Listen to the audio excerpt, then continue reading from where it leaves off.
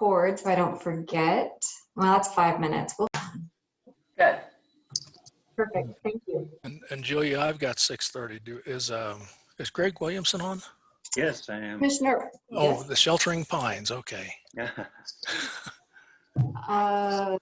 Commissioner Dixon, we have Mayor Newberry, Commissioner Ives, Commissioner Yingling, Commissioner Williamson, and Commissioner Matthews.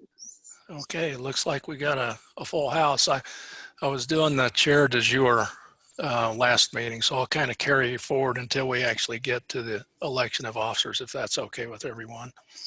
Thumbs up, thumbs up. Okay.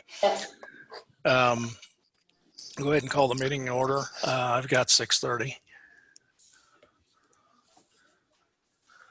And the first item on our agenda is any additions or deletions or corrections to tonight's agenda. Anyone have anything they need to update? Nothing for me, Sean. Okay, Julia, the numbering on the agenda that I have under new business, item 6 goes 16, 18, 17, and then 2 19s. Are those numbers off by chance? Because you are correct, Chair. The 6th E should be 2020-20. 2020-20, okay. We had a few last minute changes. I appreciate you recognizing that, and I will make a change. Okay. If there's no other additions or corrections, I'll entertain a motion.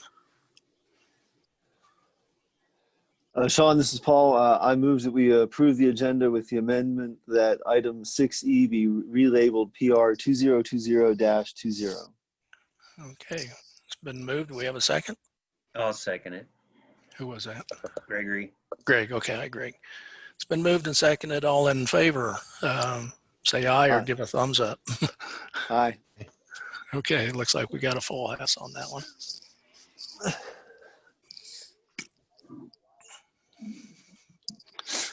Okay, next item on the agenda are the minutes from our previous meeting. Do we have any additions, corrections, comments to the minutes?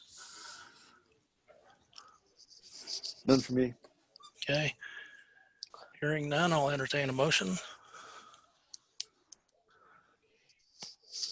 This is Paul. Move to approve the August 11, 2020 minutes. Do we have a second? I'll second. Okay, Sean seconds.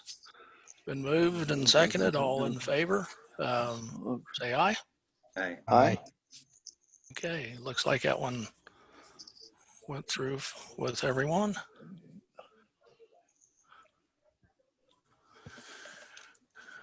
Okay, our next item, item 4, is public comment, items that are not germane to the agenda. Julia, do you know if we had anyone register to comment? Chair, I did not receive any emails, and the town clerk did not relay any to me. So, and I'm not seeing anything on the chat. Okay.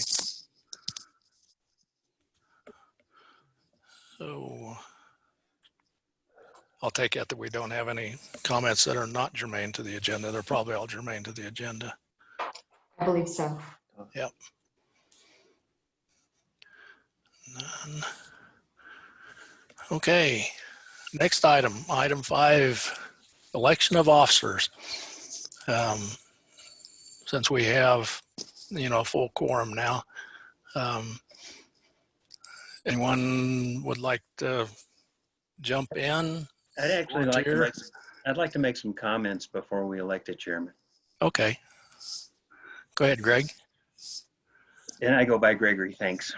Okay, Gregory, will do.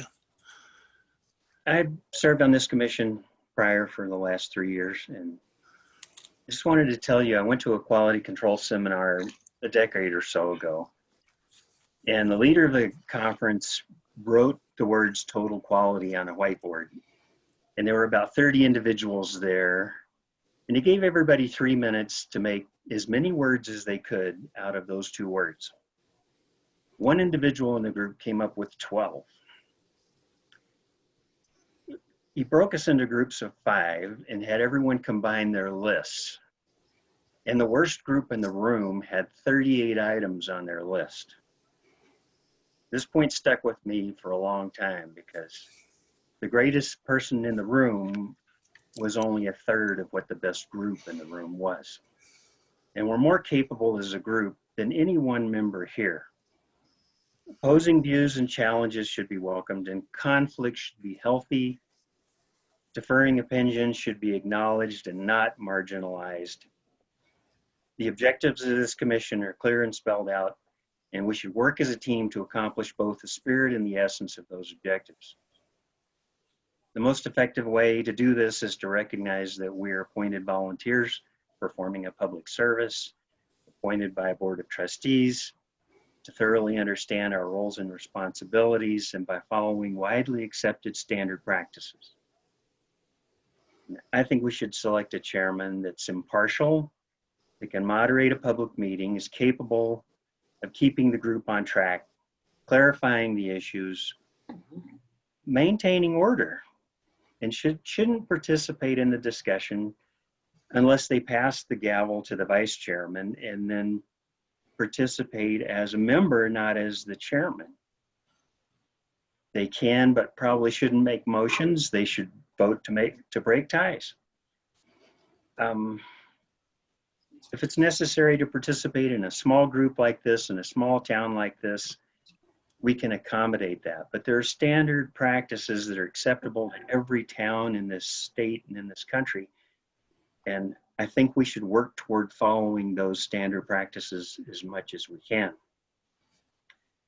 And above all, I think if we're going to elect a chairman, it should be a person capable of guiding and, when necessary, enforcing order, regardless of their own personal views on the issues presented. They should keep this group on track. And we should work together. This should not be a group that is trying to one-up each other. I'm not that way. And I don't see anybody, I don't know any of you. You're all new to me. But I'm a collaborative person. And I like to help the person in front of me if there are issues that need to be dealt with, or if somebody makes a motion that's not quite crafted the way it should be, that we should suggest to each other there's a better way to do this, and maintain respect at all costs in this group. I'm not willing to put myself up for chairman. I don't have the commitment to do that.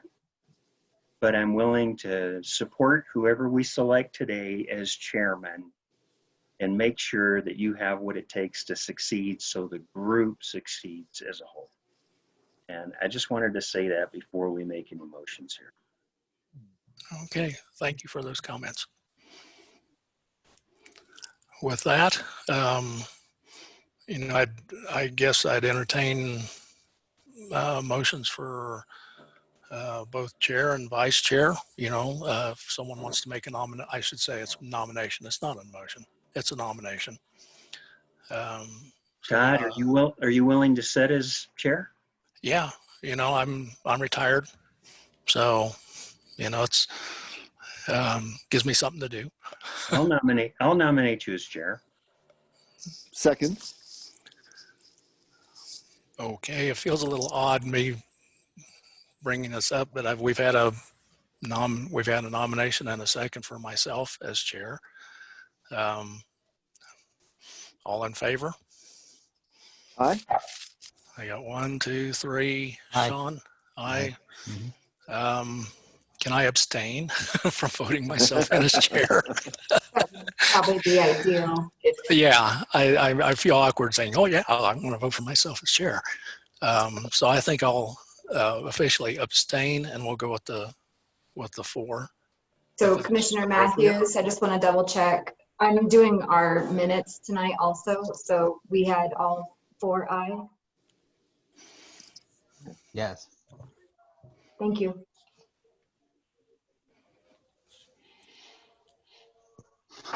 Gregory, I know we haven't met, but I mean, I was really impressed by your comments, and I note that you said you had served 3 years previously. Would you be interested in serving as vice chair? Okay. All right, I know. Nomination. So, and forgive me, I'm still learning. I didn't get your last name. Williamson. Oh, good, Williamson, Mr. Williamson. So I nominate Gregory Williamson as vice chair. Okay, it's been moved and seconded for Gregory Williamson as vice chair. All in favor? Aye. Aye. Were there any nays on that? I didn't think so. So, Greg, congratulations. It's you and Gregory. I'm going to slip on that. I'm sorry. We'll get it. I'll get it eventually. So, Gregory, guess it's you and me. So, yeah, feel free to jump in if I oops or miss something. So that should finish item 5A. And moving on to our new business. Julia, would it be appropriate just to do to open the quote unquote public hearing for all of our new business instead of doing it individually? Mr. Chairman, if that's how you want to handle things, I think when we handle the housekeeping, we'll talk about bylaws and rules of procedure. Okay. If that's how you are choosing to do things, we will roll with it. Fellow commissioners, is that okay with everyone if we just open the public hearing for all? Otherwise, I kind of feel obligated to open the public hearing for each individual one. I got a thumbs up from Gregory. I think a joint one's fine. Okay. Todd, is this just in the interest of efficiency? Like just Yeah. to get all the comments out up front and then? Well, it's if I don't do that, I feel like every time we go to like say 6A, then the 6B, I feel like I would need to go to the staff report and then open the public hearing. Oh, I got you. And Okay. 6C, staff report, open public. It's kind of a, I don't know. It just seems to me like we didn't necessarily have to go through that formality on each individual one if we don't want. If we collectively agree, we don't have to. Does anyone not agree with that? I just have a question. Yeah. So are you saying we just want to do this evening, or is this ongoing, what we plan to do? And is there anybody here for public comment? And do they sign up for 6A or 6B if they want to comment? And we already know that ahead of time. I just don't know how it typically works. Yeah. We had a general public comment period for the non-agenda items under agenda item 4. The way we did in the last meeting, for each individual, say like 6A, 6B, 6C, each one of those items, what we did is we had a staff report, and then we opened it up for the applicants to make comments, and then we open it up for public to comment on it. And that's probably the same procedure I'll follow tonight, is kind of step through those 3 steps. It's just technically they're public hearings, and the chair is really supposed to open the public hearing. And so it seems like we're a small enough group. We could do it either way. Well, I'm all for efficiency, Todd, so. Okay. Yeah, and Todd, the only thing I would add is that if we could make sure that we're not foreclosing future public comment, right? If we get to item 6E and someone wants to make an additional comment, that's still an option. You Right. just don't have to go through it procedurally every time. Right. Right. Yeah, that makes sense. So if that's okay, then we'll officially open the public hearing, and we'll proceed on with item number 6A. We'll go with staff report first. All right. As I mentioned, I am doing these tonight. I'm going to share my screen so you can all see. It is going to be a little bit of a challenge to scroll and read, but I know you'll all be patient. Okay, can everyone see the agenda? And you don't need to see the staff report. Okay, we'll get here. Okay. Mr. Chairman, so this item, and I'm navigating here. This plan review is for an accessory building that was constructed around April 2020, thereabouts. When staff had gone home been rather quickly moved home for COVID.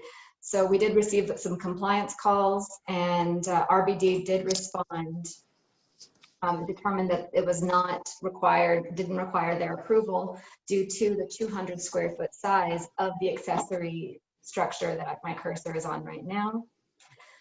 Staff sent a non-compliance notice, and the owner responded with a plan review application, fees, and the site plan that you have in front of you.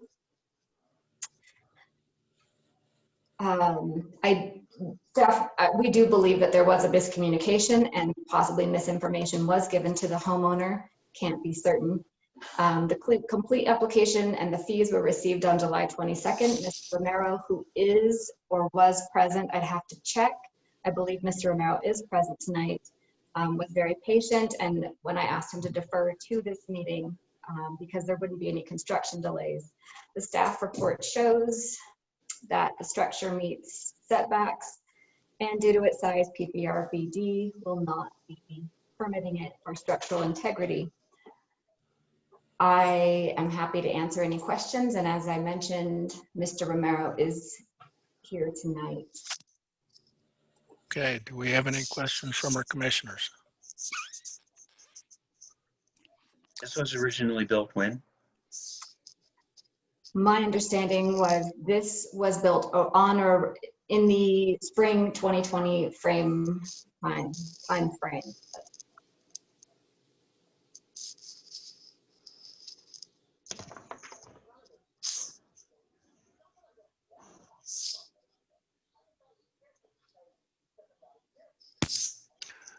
If there's no questions from the commissioners, are there any statements from the applicant?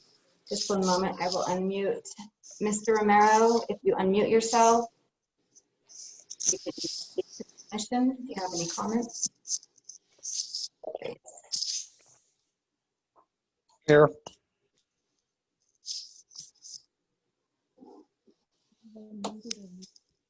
Can you hear me?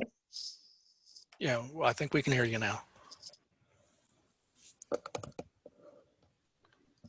I'm sorry, do you have a?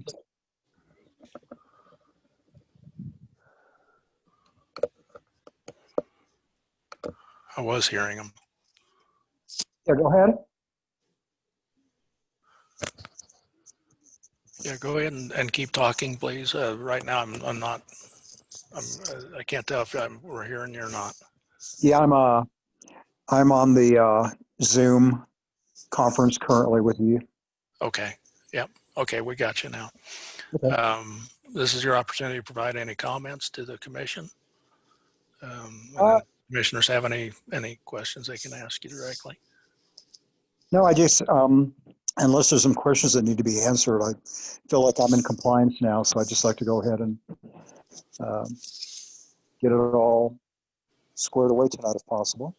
Okay. Any comments from the commissioners? Any questions? Hey, Todd, this is Paul. If I could ask Mr. Romero a question. Julia mentioned there was some misinformation. Was there anything from the town that was unclear or kind of led you down the wrong path that caused this to be an issue? Something we could fix for the future, maybe? Sure. Yeah, so everything that I've always constructed or I've always, erected in the past has always been, I would always go through Pikes Peak Regional Building Department. So I did in fact call Pikes Peak Regional Building Department initially to find out what I needed to do in order to do this thing so that there wouldn't be any issues. And they told me to go ahead and just, as long as it's under 200 square feet of floor space, that I would be fine. So what I did is I called the town hall And I did actually ask that question, and I was told then that at that time that it would be handled by Pikes Peak Regional Building Department. So I just wanted to verify through Green Mountain Falls that was correct. So my understanding at the time was that I wouldn't need to get any clarification from Green Mountain Falls, that I would have to go through Pikes Peak Regional Building Department. So then before I started the project, I called back and I spoke with someone else, and I was given the same information that I would have to contact Pikes Peak Regional Building Department. So then I already knew what they had told me. So then, just to be on the safe side, I went ahead and I Googled building permit for Green Mountain Falls, and I actually came up with, contact Pikes Peak Regional Building Department. So I think anyone in the future, if they're looking to do any accessory structures or trying to determine if anything needs to be permitted, that they would probably Google something like that. So I proceeded with all the avenues, and my wife can even confirm everything that I did because she was president at the time. She's here right now. So she can confirm what I did. And then after talking to Julia, she was kind enough to let me know that it wasn't in compliance and what I needed to do. And I said, okay, well, let's go ahead. I just want to make sure I'm in compliance. So I did pay the fee, and I did submit the application, and I did the entire process. And to the best of my understanding, it's at least in compliance with what Pikes Peak Regional Building Department would want to do, because I want to make sure that my house is in compliance in case we ever do sell, that there will never be an issue. So I think in the future that maybe the town could post something as far as like, if you are going to build something, that you do need to have a land use permit, which I was never aware of, but now I am.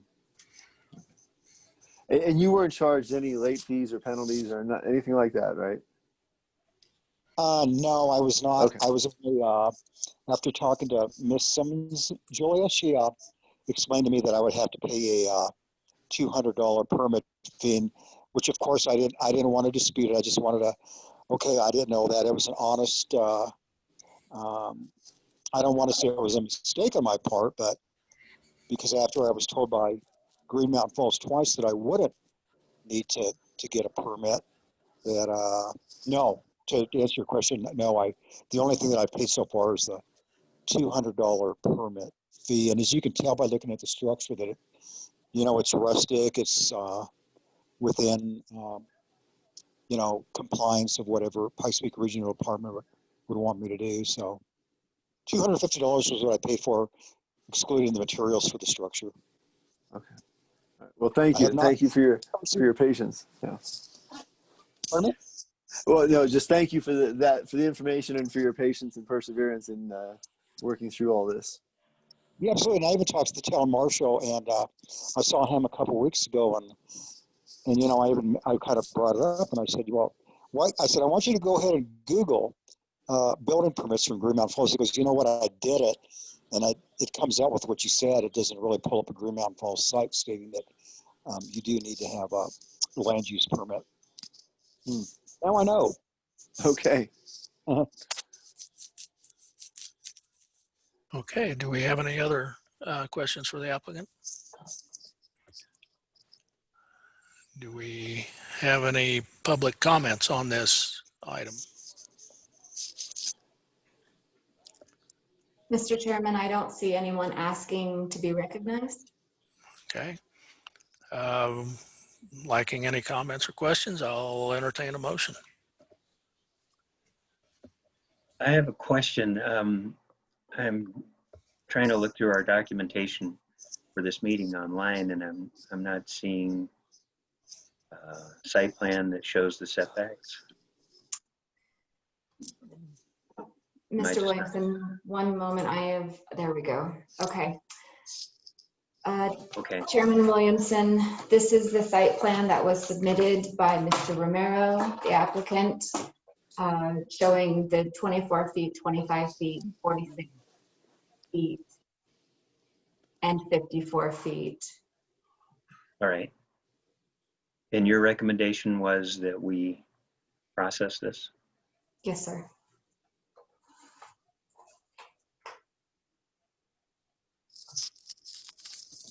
Okay, barring any other questions or comments, do we have a motion?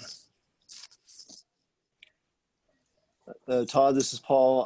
I motion that we recommend approval for PR 2020-16 accessory building at 10255 Ute Pass Avenue with no conditions attached. I'll second that. Gregory? Okay, been moved and seconded. All in favor? Aye. Aye. Any opposed? Motion passes. Okay, our next item is number 6B. And again, we'll go ahead with the staff report on this one. Okay. Mr. Chairman, as I pull this together.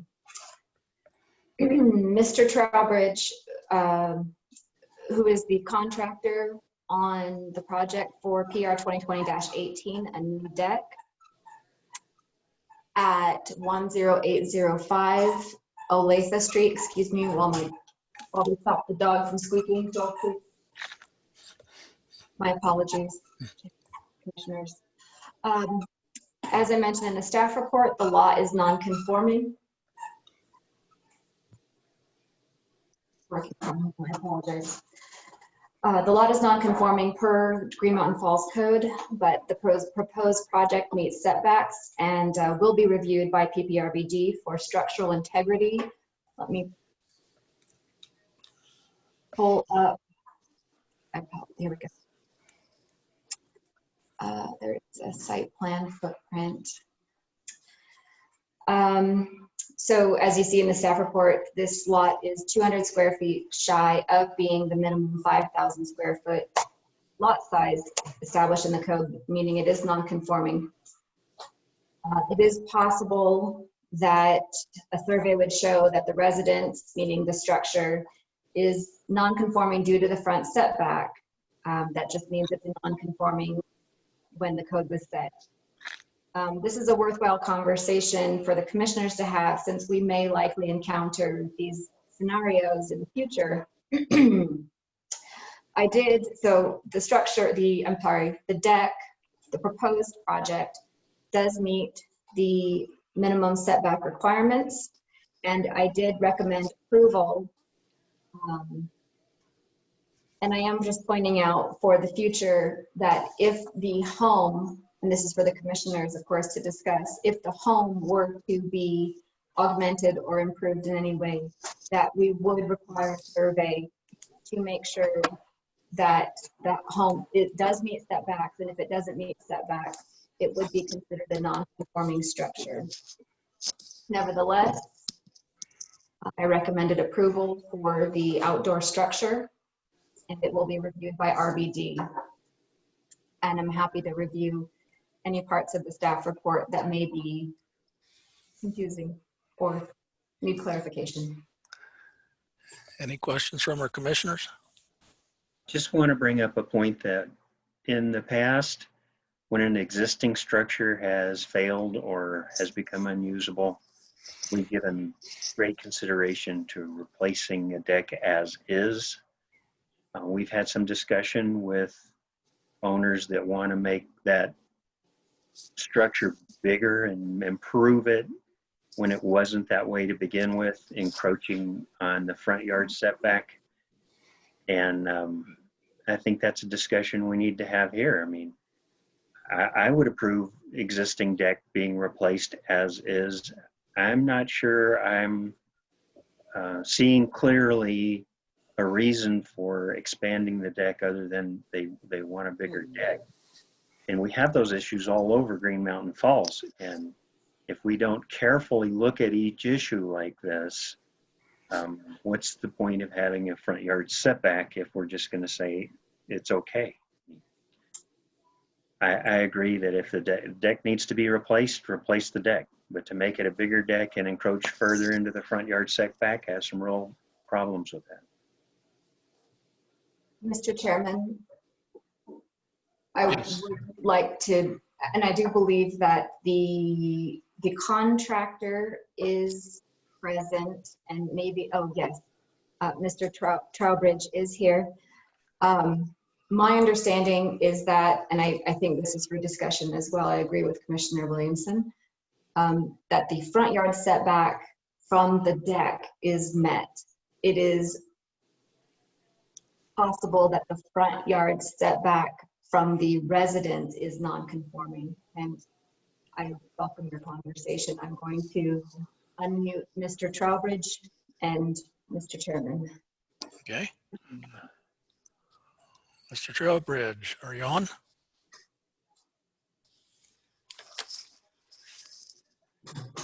Yep. Okay. Do we have any questions from the commissioners or comments to Mr. Trowbridge? Or Mr. Trowbridge, this is also your opportunity to Well, the deck is make on the back of the house, not the front. So alterations to the deck won't affect the front elevation of the house at all. The deck does need to be larger because on the original deck, if you look at that, the space between the rail and what is the northwest corner, I think it is, or northeast. Yes, well, there's a narrow point there on the deck where it's clipped at the corner. It has the diagonal. That space between the house and that rail doesn't even meet code. It's too narrow. It's barely, you can barely walk through it. So so it does need to be expanded, even to be compliant with codes.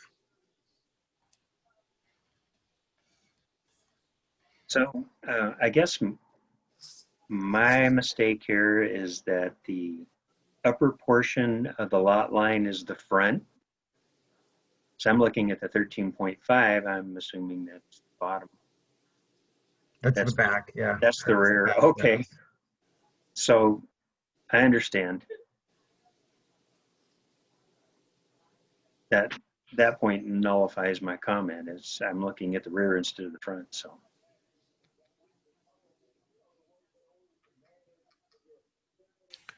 Okay. Any So other?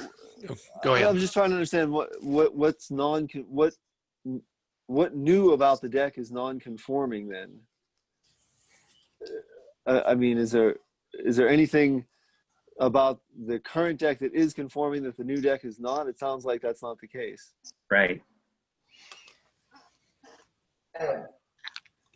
Commissioner Yingling, the lot is non-conforming, and it is possible, but we don't have a survey to conclude this, that the residence is non-conforming because of the front setback, but that is independent of the deck. Right. The deck itself does meet the front setback, and it meets all setbacks. Right.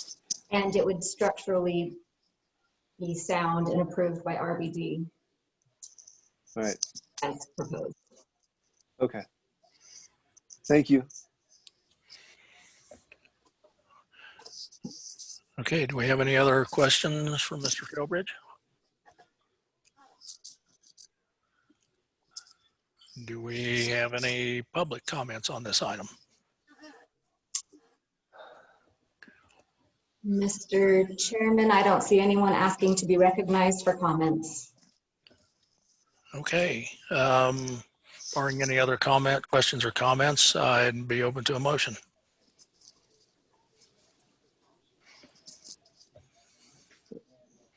I'll make that. Oh, good. I move that the proposed deck at 10805 08th Street, PR 2020-18, be approved. Second. Just a question, do you want to add in without condition per the staff conclusion? Oh, yes, sorry, yes. Okay. Thank you. Okay, who was that second by? Was that Paul? Yes, please. Okay. It's been moved and seconded. All in favor? Aye. Aye. Any Aye. opposed? Okay, motion passes. Thank you very much. Okay, moving on to item 6C.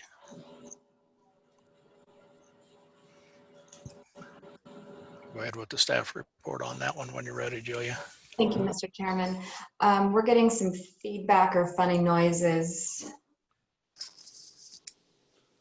Okay, so I'm gonna bring up, okay. Everyone can hear me. So this is PR 2020-17. In addition, you are reviewing this for architectural and zoning plan review for a garage and master bedroom addition to a single family home at 10330 El Paso Avenue. The homeowner submitted a land use approval application, fees, and a site plan that you see in front of you. You can't see the entire thing, but you can see most of it, and it is in your packet. Several site plans are in your packet. On July 9th, the El Paso County Assessor's site states the property as a 13,000 plus square foot lot. The plans were originally drawn to meet R1 5000 zoning designation to build 5 feet from the east side of the property where I'm pointing right now. A variance would be necessary. The owner submitted a signed variance application on July 21st. However, supplemental documents and application fee were not included. The homeowner's architect and consultant, who has been in communication with Town Hall and our office, contends that the zoning drawn was based on site plans from a 2002 Regional Building Department document. The architect also stated that he had a preference to wait to submit grading, retaining wall, and driveway plans unless a variance was approved, in essence, segmenting the project to minimize permitting fees. There have been a number of issues. The consultant / applicant was disappointed they were not on the August 11th Planning Commission agenda. So we sent what we're now referring to as an application status report. I know it's a lot of red and green. We'll work on that. So that everyone understands what a complete application is and what will be required in order to have a complete application submitted as you sign the application certification. A little history. In 2002, it appears that Green Mountain Falls Planning Commission reviewed site plans from a Mr. Craig Sumner for an addition, covered carport, and deck that was sited 5 feet from the west side property line. I don't have any minutes from 2002. I don't have anything, but there was an RBD historical archive document that I did include in the packet. That was also reviewed again in 2009 because construction had not commenced. I can clarify that if it's all very confusing. And the applicant and homeowner is present tonight to do any clarifying as well. The Planning Commission can still review for architectural compatibility under section 16-705 and take action. Last week I did receive some compliance calls and the marshal went out, RBD and the marshal went out to talk with the homeowner. And I did have an updated memo attached on here that I did on Sunday, I believe. So we do have, things have pressed up against the deadline for posting the agenda, so I can gladly clarify. Nevertheless, I was able to make a recommendation on this overall because the scope of the review is going to be for plan review, architectural review, and zoning. The setbacks for R1 10,000 zoning designation have not been met, and a zoning variance would be required for side setbacks. Okay, do we have any commissioners, do you have any questions for Julia? I have a What quick is- question, Ms. Oh, no, Simmons. sorry. I'm sorry. So what's the major contention right at this moment with between the town and the homeowner? I don't believe that there is a contention. In order to meet side setbacks will have to be met, or a variance will have a complete variance application will have to be submitted. In addition, because there was grading and or earth moving grading at the site, and apparently the marshal said that there were retaining walls being built, and it took pictures of it. I do believe that a grading permit is necessary, and in order to permit a garage, it would be reasonable to require a driveway permit as well. The way I read what was given to us, it sounds like the architect and the owner want an architectural review done before they apply for the rest of the stuff. Is that what it is? The applicant / architect is maintaining that the zoning designation that staff is, the architect is maintaining that the zoning is in fact 5,000. Okay. So how do we rectify that and move forward? I would recommend a survey be done, because unless this lot is 5,000 to 9,999 square feet, it is in fact R1 10,000.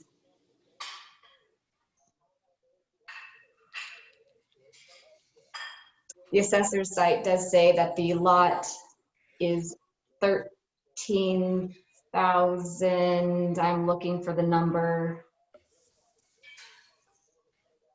13,000 plus. It should be in here somewhere.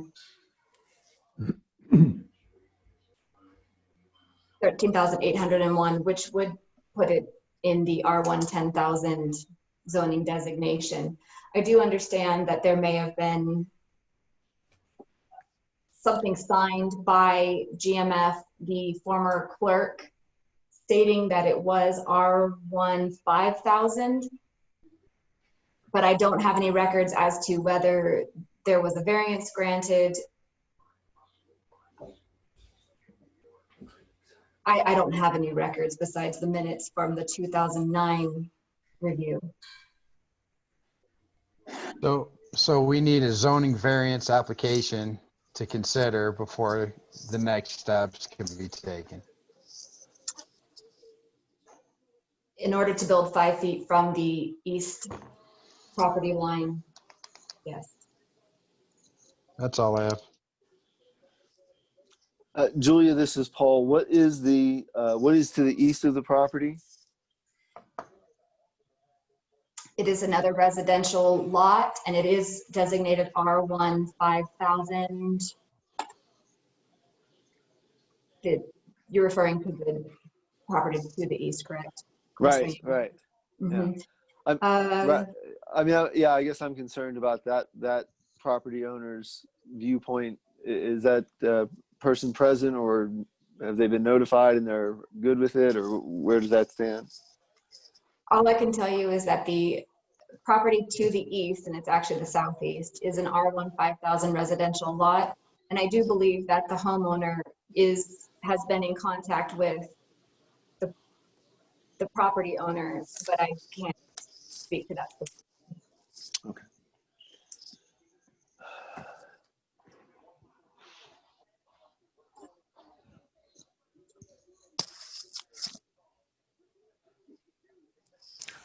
Do we have any, okay, go ahead, Paul. Yeah, Todd. So, well, I guess I'm not sure now what it is that we're approving. Like, it seems like there's an incomplete application and an incomplete information, including the survey of the lot itself. Is that the correct understanding? Yeah, Paul, it would kind of appear that way to me. That looks like the only thing we can actually act upon tonight is the architectural review, but not the zoning.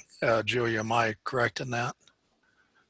The commissioners can certainly look at the architectural, section 16705 for architectural compatibility. That would be neighborhood compatibility and structural compatibility. I did write that in the conclusion. And so all of the language for the code is in here, and I have highlighted the portions on architectural compatibility and site and neighborhood compatibility. Yeah, the site design does not meet setbacks. So, and I would like to point out that I do see that, I believe it's Mr. Fisher, the architect on the site, the applicant is raising a hand to be recognized. Okay. If there's no other questions for Julia from the commissioners, we can go ahead and have statements from the applicants. I'm going to unmute. I believe this is Mr. Fisher, the architect. Oh, Mr. Fisher. Okay. Hello, this is Bill Fisher. Can you hear me? Yeah, Bill, we can hear you. Hi.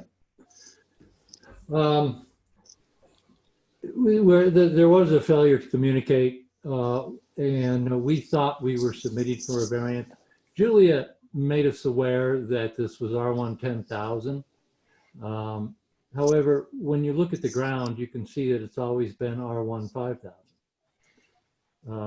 The neighbor is that way. Correct me if I'm wrong, Julie, but I believe there's other properties in the neighborhood that have always been designed to R1 5000.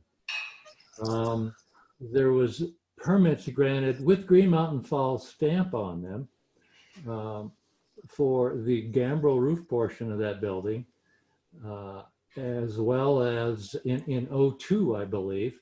There were two permits, 02 and 09. Where Green Mountain Falls stamped it, tacitly recognizing that the 5-foot setback being proposed was fine. So when Julia said we needed to apply for variance, we thought fine. And quite frankly, we thought we had. But it didn't happen. We thought we were going for a variance. And then we found these other permits that indicated that it was always treated as R1 5000 and no variance was needed. Now, if a variance is needed, then it's going to take us another month. And that's kind of a hard pill to swallow since we already missed a month. The hardship for the variance, of course, would be that the zoning changed, which seems somewhat untenable to me. It seems like there are two precedents where the town determined that the property was R1 5000. It's in keeping with the neighborhood. We should, it's debatable whether or not a variance is needed. That's why we decided to go ahead with just the land use permit. Ideally, and we have no problem whatsoever with the grading permit. There were some existing rubble retaining walls there.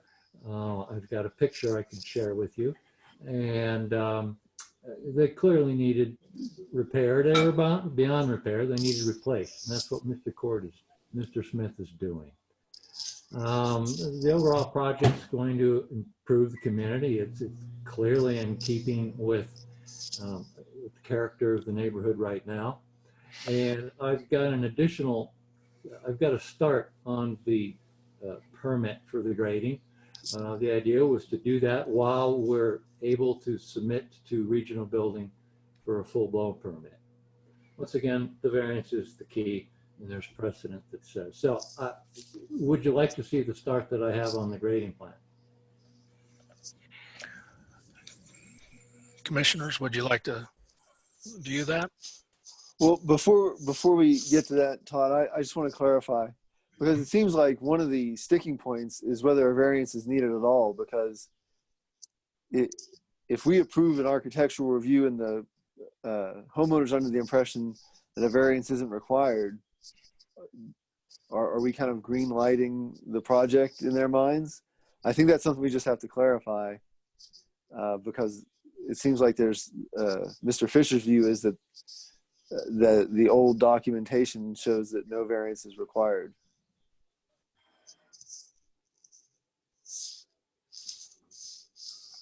Are there other comments from other commissioners? Chairman, it's Gregory. Can you hear me? Yeah, we can hear you. Just a couple of points I want clarified. The town of Green Mountain Falls controls zoning, and the zoning maps of Green Mountain Falls dictate what a property is, not the county, not the county assessor. It's the town of Green Mountain Falls. And I'm not aware that any of the residential parcels have been rezoned. To my knowledge, is this zoning what's been on the Green Mountain Falls documents since this permit was there? I just want that clarified. And the second thing is, on the Pikes Peak Regional permits, you have a 12-month expiration. If you don't begin construction within 12 months of pulling the permit, you have to refile and reapprove. Is there any of that language in the Green Mountain Falls permit process? I'm just wanting to know if we have valid permits here and if this zoning is correct.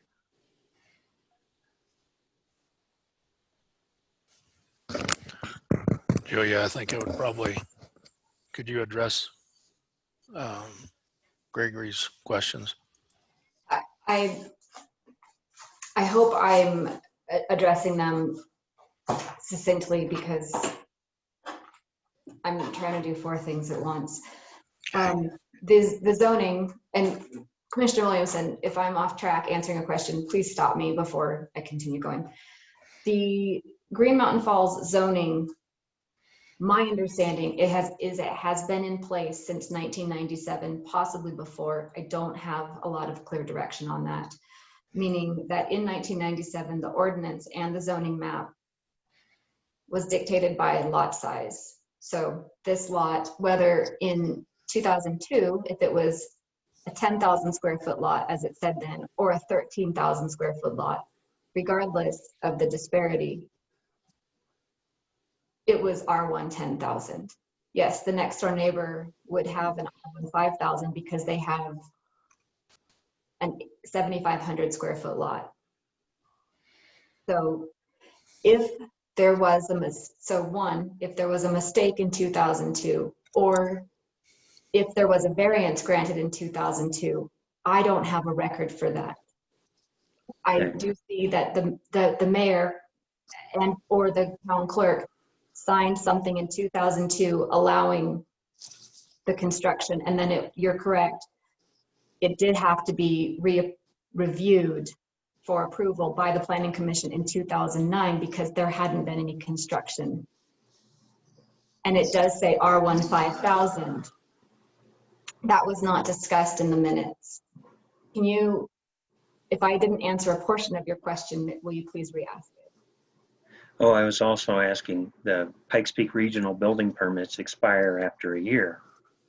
Do we have valid permits here?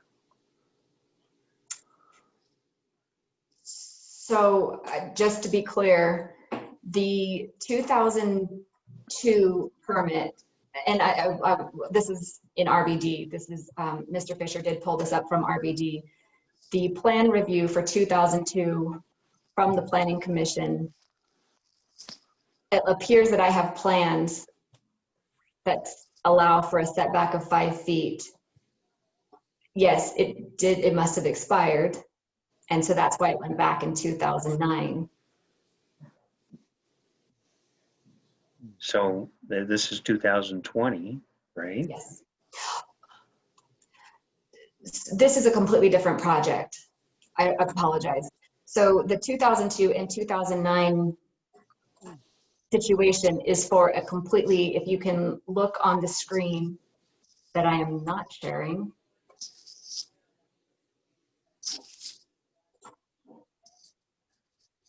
The proposed project at the time was for the new covered carport, for an addition and some other things on the western portion of the property, having nothing to do with the proposed garage and addition on the eastern portion of the property. Well, I'm thinking in terms of what we're going to recommend to the Board of Trustees in regard to the zoning that exists right now, and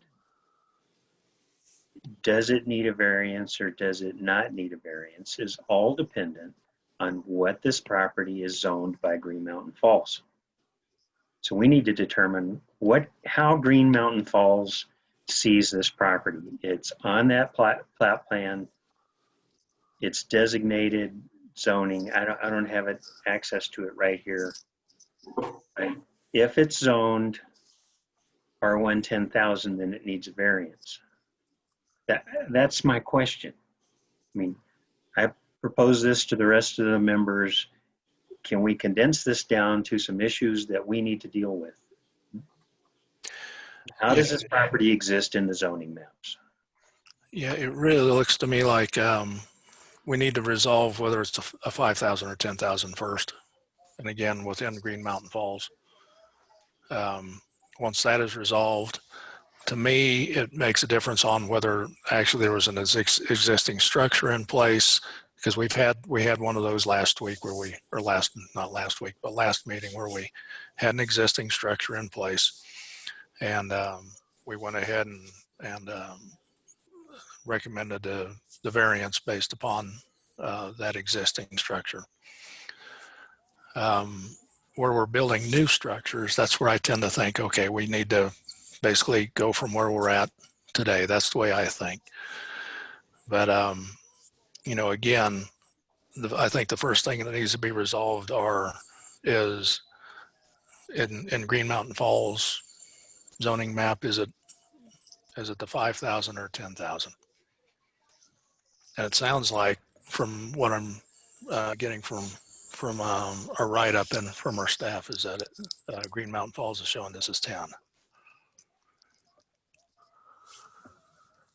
Mr. Chairman, Yes. the Green Mountain Falls zoning map, that is a 2007 zoning map. It does show the R1 designation. So this, if you can follow my cursor, this is the subdivision neighborhood over here. The property is where my cursor is. So you have an R1 10,000 because the assessors has it as a 13,000 plus square foot lot. There is also an R2 and a business and an R1 5,000 adjacent. So it is varied. And yes, I recognize that each individual lot is not specifically colored. That is what we have since 2007. This is an R1 10,000 square foot lot. So our job as commissioners is to apply the laws of Green Mountain Falls to what's been presented to us.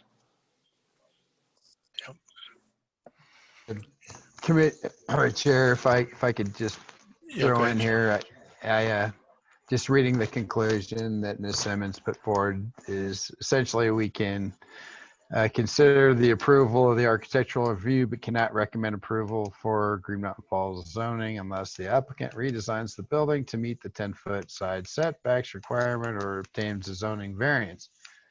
So it seems like that's kind of the long and short of it, where we're at right now.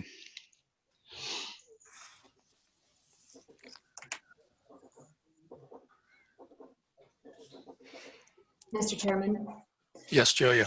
I also want to just make a point of clarification here to the commissioners. I did hear the language recommend to the Board of Trustees that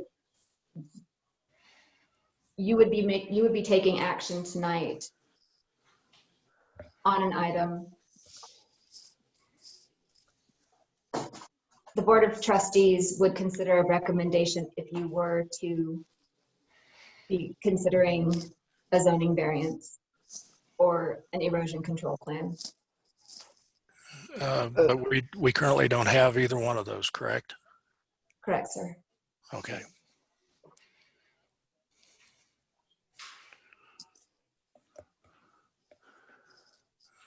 Okay, any other questions for the applicant from the commissioners?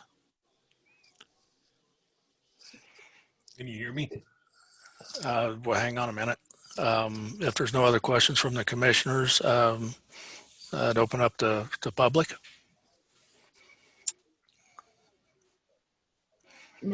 My name's Cord Smith. I'm the owner of the land. Do you all hear me right now? Yeah, you're a little weak, but go ahead. Okay. Yeah, on this property that I own, it was divided at one point in 3 sections. I got sections 20, 21, and 22. And then later down the line, Craig bought section 23. And all of these are 25 foot wide by 100, I believe 40 feet deep. So I have 2 deeds on the property. The 23 is the one I'm building on, basically. So it's only a 25 by 140 foot piece of property. I know that it's all one piece, I guess now, but that's kind of, you know, all my neighbors are all in there are all 5 foot setbacks. I've talked to all my neighbors. My next door neighbor to the east, he said he would be happy to sign. My neighbor to the west would be happy to sign Velma. CB Showalter's on the east, and then up above is Karen Watson, would be happy to be signed. I know that it's just odd to me why one portion of the building that we built back in 10, me and Craig. Let me say this. Craig deceased, and he left me this piece of property. God bless him. But we built that with a 5 foot variance back then when it was all approved. So just having a hard time understanding how all of a sudden this thing could be an R1 10,000. So that's kind of where I'm coming from, and just trying to make sense of all this. Being just a homeowner, I'm not all real up to date on how all this stuff works. That's kind of my point. That the next door neighbor to the east, I'd take care of his property for him, so he's more than happy for me to do it. So this is where we are. If we get a variant, if I have to have some type of variance and all the neighbors sign on it, they're more than happy to, all of them. Mr. Chairman, can I address that? Go ahead, Gregory. We're still dealing with a legal parcel, not a whole property that may have multiple parcels. Yes. You know, it may be one piece of property, it may have 3 parcels, but we're dealing with a zoning of one piece of property that's being built on, and the setbacks apply to that one lot specification. And if that's a 10,000 foot lot, then it applies to the 15 or the 10 foot setback. And that's not something we have anything to do with. That's just an interpretation of the code that we're dealing with. Is you have to look at that particular lot, and if it's a 10,000 square foot lot, then it applies to those setbacks and it needs a variance. So I hope that clarifies some of that for you. I can appreciate your point of view, but we have to deal with that specific lot. Okay. Well, like I said, if we have to go through it, that's all up to you guys. But I have discussed it with all my neighbors, and they're all in compliance with it. So, Sir, is this is there a time, this is Paul Yingling, is there a time sensitivity? Like you need to get moving on this in the next couple weeks?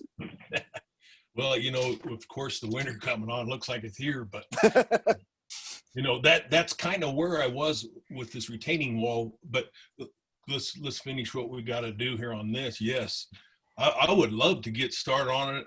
I got time off right now. It's been because of the COVID, and I'd like to move on this as quickly as possible. That's where I was at. If not, I'll have to go back to work and start all this in, like, you know, spring. You know, it's because of all the earthwork I'm going to have to do with the foundation and stuff like that. I don't want to do it in the winter time and cost more money. So as an accommodation, Todd, could we recommend approval of the architectural review now? And once the zoning issue is clarified, could we hold a special meeting in 2 weeks or whatever, you know, so that the applicant doesn't have to wait a month? Yeah, I kind of got that from the staff conclusion, is that we could go ahead and do the architectural review, but the zoning, I'm in agreement. I think the zoning thing needs to kind of be cleaned up, you know, and make sure we're all in compliance with what we're supposed to be in compliance with now. But yeah, Joe, you correct me if I'm wrong, but that's what I think I'm seeing from your conclusion, as we can approve the architectural review, but the zoning piece of it would still be open. Mr. Chairman, a question. Yeah, go ahead, Gregory. If we're making a motion today to approve the architectural review, are we submitting that to the Board of Trustees and they have to approve it before we can do the zoning? We would just be considering the application. Yeah, I think we just make recommendation to them. Right. And so they wouldn't really be able to act on, at least the impression I got, they wouldn't be able to act on much until we actually get the zoning squared away. Do you have a suggestion how we proceed? Personally, I'd like to see everything just cleaned up and put through as a complete package. You know, if we got to do a variance, then let's do a variance. We've done variances before. You know, with the neighbors coming in saying, okay, I think there's high probability the variance would probably go through. And if we need to accommodate with a special meeting, we can always call a special meeting to try to help accommodate. I would just as soon, personally, delay any action until everything's pretty well cleaned up and we can submit a complete package to the Board of Trustees. I think their next meeting isn't until October, or are they going to have a special? Can you Well, guys no. hear me? I thought I heard someone trying to talk.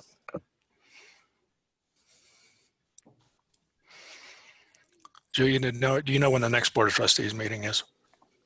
Mr. Chairman, that would be the first week. I'm sorry, they are having a special meeting in September, in 2 weeks from tonight. And then they'll be meeting again on October the 6th. Our next meeting is October 13th. Right. And Mr. Chairman, Mr. Fisher is raising his hand. Okay. Go ahead, Mr. Fisher. Let me unmute just one moment. Okay. He's unmuted.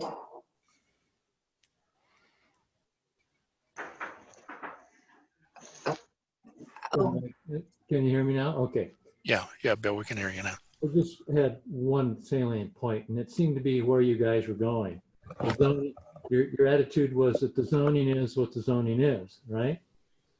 But the maps don't tell you what the zoning is. The only thing that tells you is the definition of the 5,000 square foot definition. And I haven't looked up that specific wording. But correct me if I'm wrong, Julia. The only place that where there's a public record of what the zoning really is on this property is those 2 regional building department permits that seem to call it R1 5000. And that's why it seemed debatable whether or not a variance was even required.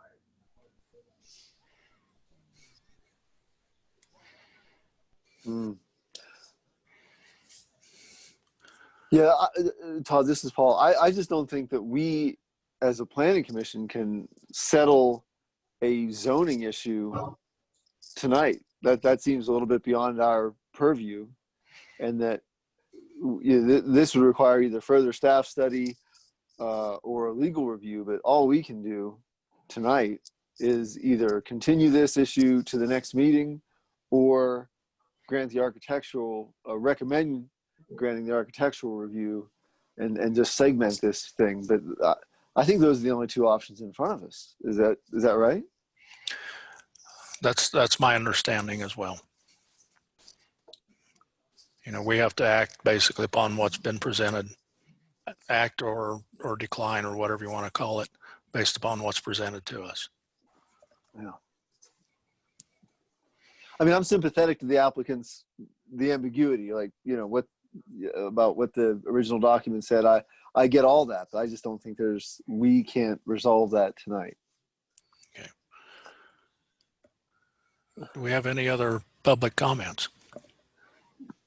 Gord's raising his hand, Julia.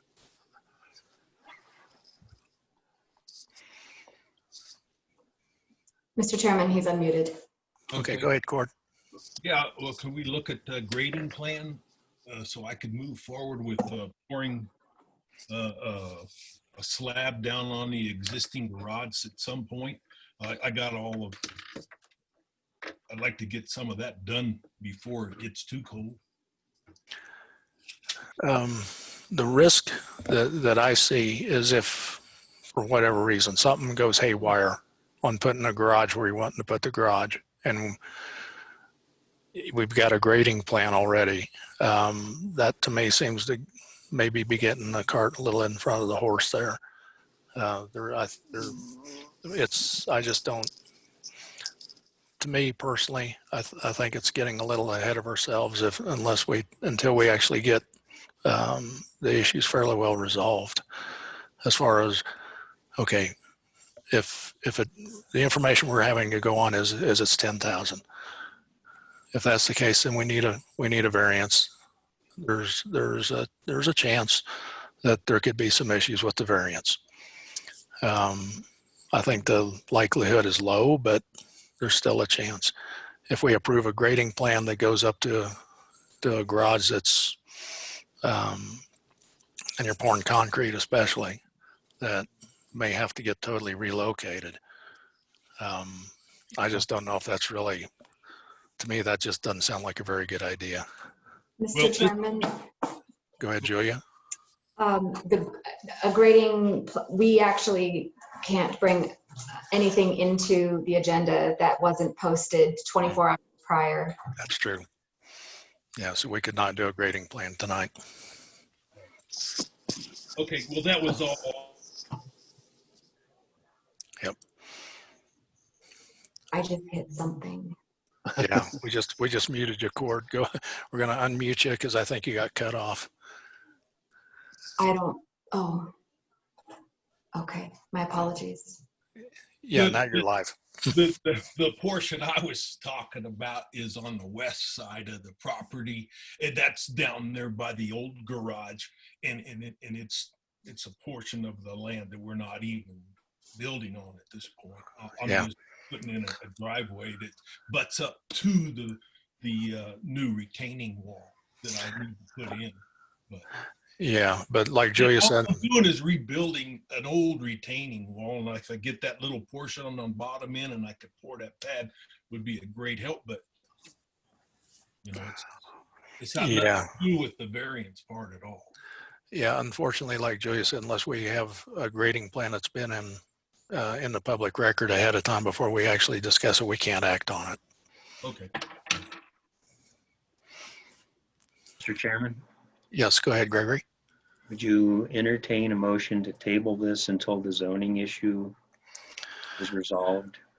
I was going to confirm that there were no more public comments and then move into motions. Okay. So are there any more public comments?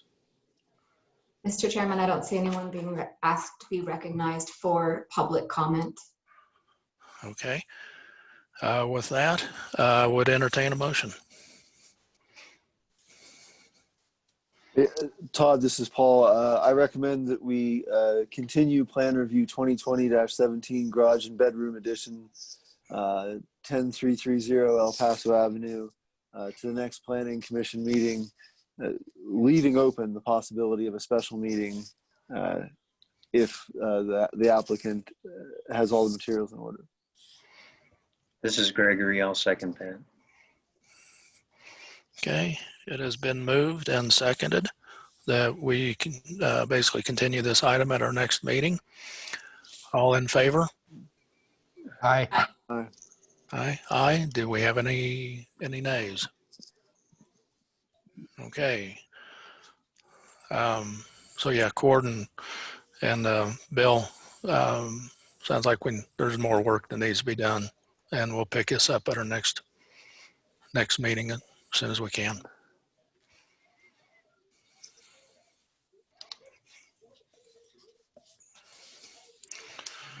Okay, that moves us on to item 6 Delta. And we'll go ahead and have staff report on that one. Mr. Chairman, I want to point out in the staff report that I am not sharing, and am now, that the subject line that says 2020-06 is incorrect. It is actually 2020-19, just for our records and accounting purposes. Okay. For a new deck at 7265 Catamount Street. We did receive these plans late on Friday afternoon, so there is a significantly abbreviated discussion. Nevertheless, again, we are adjusting to applicants submitting everything on electronically, and that is it's a cultural shift. So this applicant,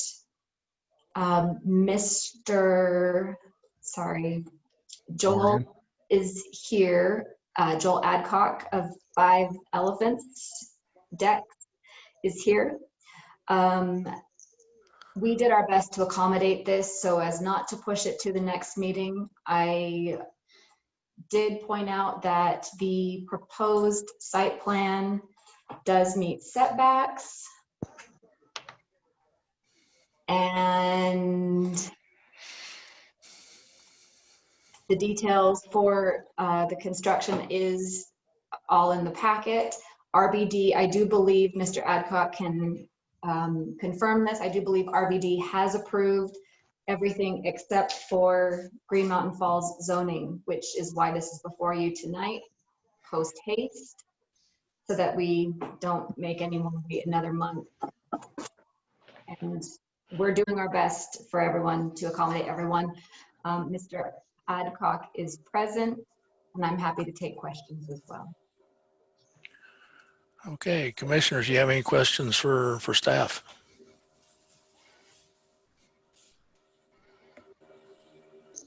If not,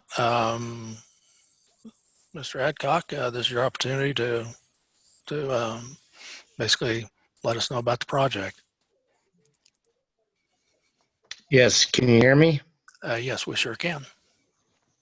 Okay, thank you. And I want to thank all of you for getting me in on such short notice.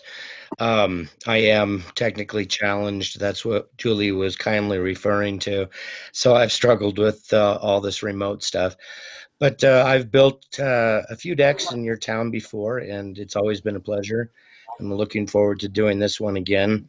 I would like to state that the new deck proposal, although I did not provide a drawing of what is currently there, it does not extend any further out from the house than their current deck does, but the shape design does offer them more square footage. It's a fairly large lot, so I'm not concerned with setbacks or anything. So really, I would like to field any questions or concerns that you guys have, but I think you have a pretty firm understanding of what I want to do here. Okay, commissioners, do you have any questions for Mr. Adcock? I don't. I don't.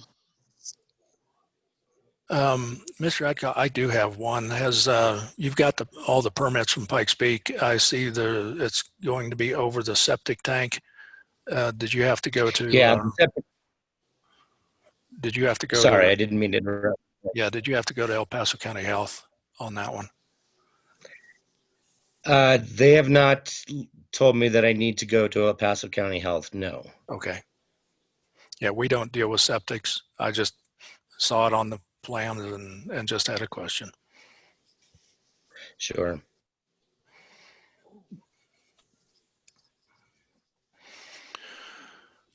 Okay. If there's no other questions for Mr. Adcock, we'll open it up for public comment. Julia, do we have any public comments or commenters? I do not see anyone who's asking to be recognized.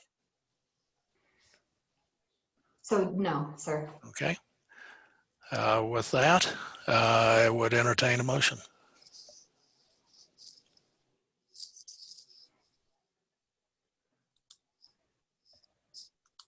Todd, this is Paul. I move that we approve plan review 2020-06, new deck at 7265 Catamount Street, subject to conditions 1 through 3 of the staff report. Do I have a second? Second. Okay. Paul's moved and Lamar seconded. We'll go ahead and proceed to a vote. All in favor? Aye. Aye. All right. And it's actually PR 2020-19. Oh, thank you, Sean. Yeah. Yep. I'm part of the problem. Okay, so there were no nays, correct? Okay, so that motion passes. Moving on to item 6, Echo, PR 2020-20. We'll go ahead with the staff report on that. All right, similar situation. This homeowner, Mr. Brown, who is, I believe he is the iPhone that you see. We'll check in a second. He is proposing an accessory building as a gardening shed. The lot for this PR 2020-20 is, he applied for 10975 Falls. The assessor site does call it cottage, so that's why I put the slash in there to make sure that we're all on the same page. This is an R1 5000. He does meet setbacks with the proposed line. He does show that he does meet the setbacks for an R1 5000 in his writing here. You'll see that. Okay. You're going to have to ask him for clarification, but we could use some clarification. Nevertheless, this is going to be a small accessory building. RBD will not be permitting this due to the size. And Mr. Brown's site plan drawing, signed application, and check were received by the town clerk today. He put them in the mail. So we're all learning here. Okay. And I And believe Julia, I'm sorry, go ahead. Oh, I was just going to check and see if Mr. Brown is the iPhone on here. I believe he planned on being present. I don't know who this. Yes, you are. I am with Sorry. you. Mr. Yingling, I'm sorry, did you have a question for me? Yes, I just wanted to clarify the conditions on the staff report. You said you've received the application and fees, but we don't yet have the contractor with the GMF business license yet, right? That's still a condition that's valid? Yes, sir. Okay, thank you. Okay, if we have no other questions for Julia, we'll open it up for the applicant to make their statements. The shed is 8 by 12 feet, As Julia said, it is simply a garden or a storage shed. The contractor on it is Sunset Sheds or Sunset Builders out of Colorado Springs. I have a bid on it for about $3,100. They'll do all the work on it, and it will be built on 4x4 skids, so it could conceivably be movable if that were the case. The good news is, and I have walked this several times and measured it, and I suppose when somebody else is doing the installation, there's always a chance that they could be a few inches off, but it would seem to me, worst case, I will be 10 feet or more from the east property line, 22 feet or more from the west property line, 75 feet from the front of the lot, and at least 60 feet from the rear. So fortunately, we've got a large flat space up there that will accommodate it, and it should fit nicely. Okay, commissioners, do you have any questions? I do not. Okay, barring any, Gregory? go ahead. Who was that? Gregory. Go ahead, Gregory. It is essentially as depicted in the photograph on your document. It's T111, same kind of roofing. Yes, it is the same. It is texture 111 siding, and the shingles would be architectural composition shingles. That's correct. Yes, sir. Okay, thank you. And that will be painted and or stained to match our cabin, which is log-sided. The cabin, however, has standing seam metal roofing, and I'm not going to go to that expense on the shed, or would prefer not to. That's all I had. Okay, do we have any other questions? Just one comment. I want to thank all of you for, and particularly Julia, for accommodating me on this meeting. We got a little tight time-wise on it, and I really appreciate it, particularly given the weather right now. I'd like to get this done. Thank you. Okay, if there's no other questions from commissioners, we'll go ahead and open it up for public comment.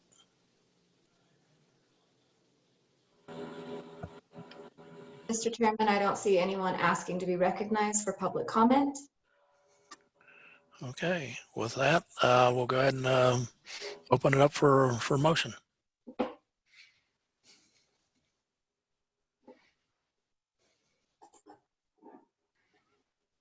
Todd, good. That we approve PR 2020-20 accessory building at 10975 Falls Avenue.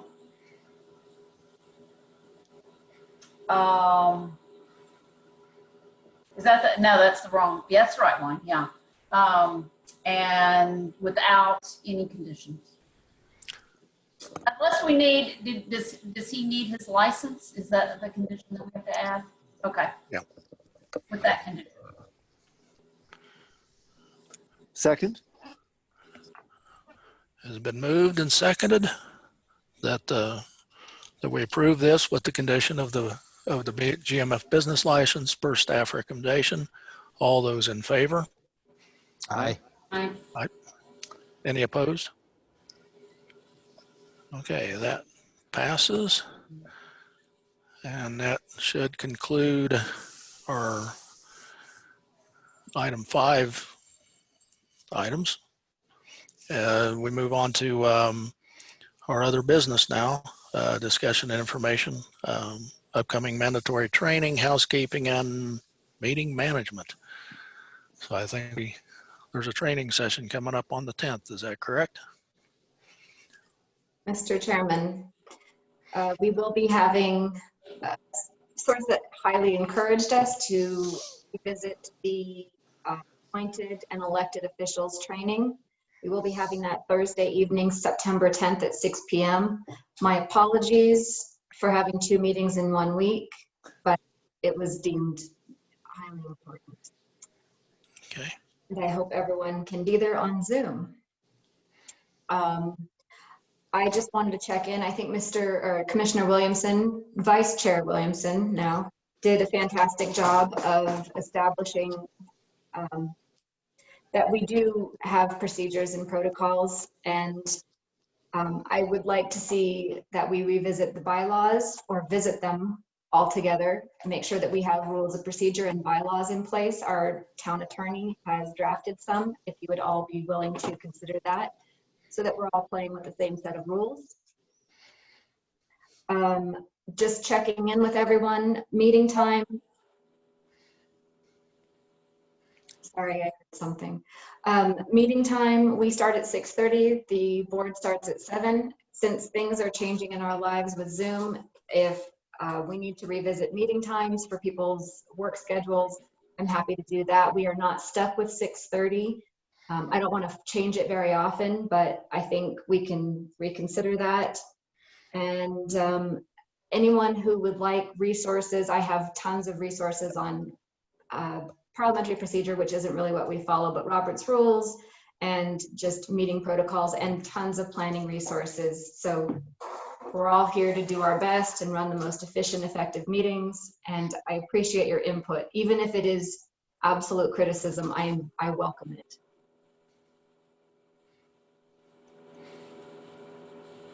Thank you, Julia. And you're doing a great job. You're keeping us all straight. I appreciate it. Yeah. Commissioners, do you have any housekeeping or meeting management items you'd like to bring up at this time?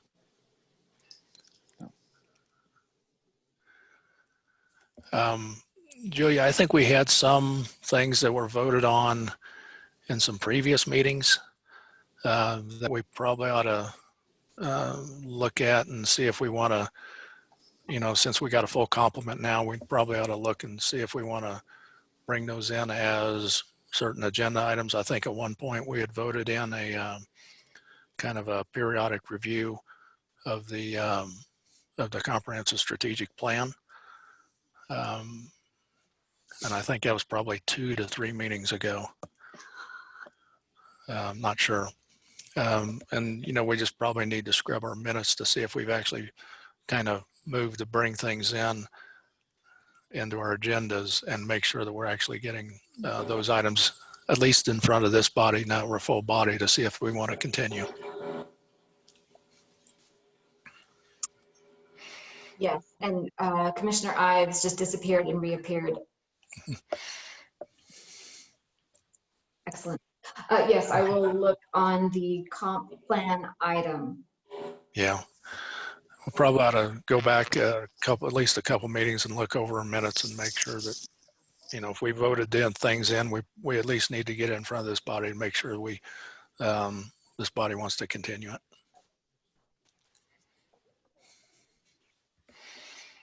Noted. See, my camera doesn't work. I got to tell you, my camera just went away on this computer about a week ago, and I finally was able to get an update from Microsoft, and it's back now. Yeah, and I was in looking in the, going in Device Manager and trying to find out where it was, and there are some devices that it was just saying unknown device, and so I don't know if it was the antivirus that had shut it off or what, but it's back now. So yeah, any other business? If there's no other business, then thanks everyone, and we will see you next meeting. We'll go ahead and adjourn at 8:04 p.m. Thanks everybody. Thanks Take all. care. Thank you for your volunteerism. Yep, thanks. Thank you, Julia.